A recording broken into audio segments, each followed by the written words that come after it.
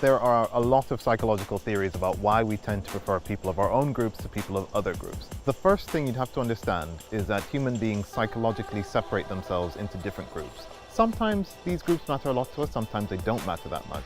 But once you separate yourself into different groups, you tend to like members of your own group more and to treat members of your own group better. And we have to find a way of getting around that because this kind of intergroup prejudice causes a lot of negativity in the world.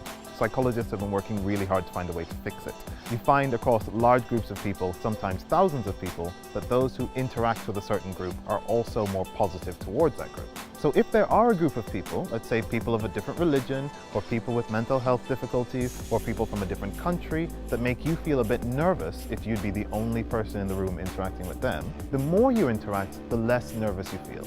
The less you think anything bad is going to happen, and generally the happier you are to be around them. There are other ways that are more interesting in which we can study that. One way is by making people actually interact and then measuring them before and after. That's a much more convincing way because it shows it's not just a matter of a correlation, there is actually a change going on when you interact with someone from a different group. Another new area that we've already started is looking at ways to get contact to work without having to do the contact. My own research has investigated imagined contact in reducing prejudice against people with mental health disorders, against transgender people. All you have to do is think about interacting with someone from a different group, and then you can get some of the benefits out of it. So it is an interesting and possibly revolutionary intervention that might change the way we get rid of prejudice.